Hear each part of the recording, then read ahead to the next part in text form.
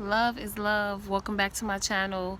So this is gonna be a review on this really cool Netflix show that I came across called Always a Witch. I think it's such a cool show. I'm really into like these metaphysical shows, these shows about magic and all this cool stuff. So we're gonna get right into it. Like I said, it's a Netflix series. So far there's only one season on the show, but the show did get picked up for a second season. I just watched the first 2 episodes. We're gonna get into them really quickly. Well, we're just gonna get into the first episode because I don't want to give too much away. So yeah, basically it's a show about this young witch. She is actually, the show starts off back in the 1600s and she's being burned at the stake. Now if you know a little something about witches, you know that they try to burn them at the stake. First of all, I just want to pause this before we get talk about the show for a second. I feel like witches get a bad rep. I feel like they use that word so negatively, so they use it as like a derogatory word to explain a group of spiritually enlightened women. So I feel like that's wrong. Like I feel like it gets a lot of negative associations when, if you really think about it, connecting to God and connecting to your spirit, connecting to the earth, is nothing negative about that. That's beautiful. But they use that word to describe women who were very spiritually intuitive. Now this show, it starts off back in the 1600s. So if you know what's going on back in the 1600s, you know that it was around the time of slavery. So this young witch, she was a slave, and at the beginning of the show, she's being accused of making somebody fall in love with her. She's being accused of learning how to read and write, being more intellectual than the other slaves, using things like plants and stuff like that. And this show touches on a lot of things, not just the stereotypes that people place on witches, but also the stereotypes that they place on black women as well, and just women of color and women who are spiritually connected, who are just not regular, you know what I'm saying? So yeah, so basically it starts off with her, they trying to burn shorty at the stake, but she's not having that. So she teleports into this different dimension. She comes into present day. She emerges out of the water and she's in the hospital. Now when she wakes up in the hospital, she's like, yo, what year is it? They don't want to tell her. So it's funny how when she time traveled, she's now in present day. And so when she was in the hospital, they peeled back the covers off of her feet and they saw that her feet were badly burned. So they think that she's associated with this serial killer in present day who's on the loose killing women. But as she's looking at the news, she knows that he's not just doing this to regular women. He's witch hunting, as they will call it. So this one doctor is kind of, tuning into her energy and knowing that there's something different about her.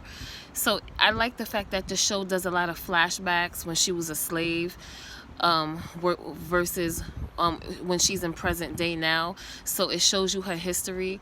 It did a really cool flashback, and it showed how she was a little girl, and this slave man, I guess he got whipped, and his back was very badly beaten and bruised and wounded, and she just put her magic over it. She healed his back with some herbs and things that she learned within herself.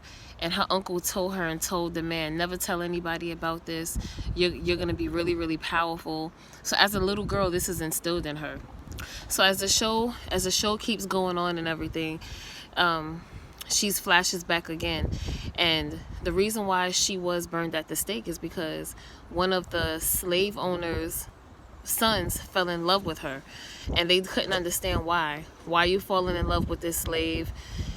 You must have put a spell on him. You must have done something to my son.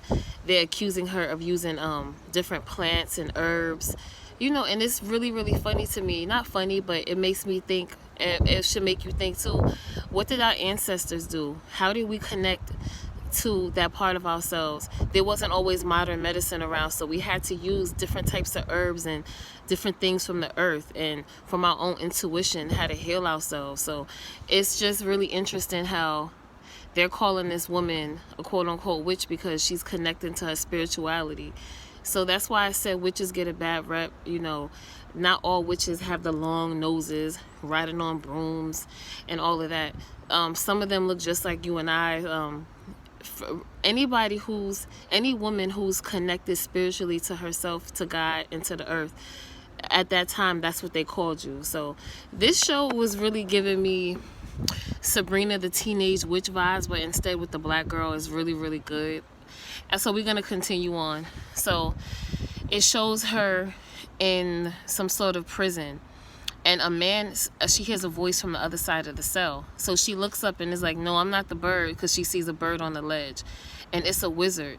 So he's telling her, if you want to go back in time and save your love, Kristoff, you have to find a stone for me. Find this person and get me the stone. Now, flashing back, who's Kristoff? It's the slave owner's son. They fell in love, and when they were trying to burn her at the stake, he kind of stepped in front and was like, no, don't do that to her. You know, that's my girl, you know, on life. He was like, nah, that's my girl. You can't do that to her.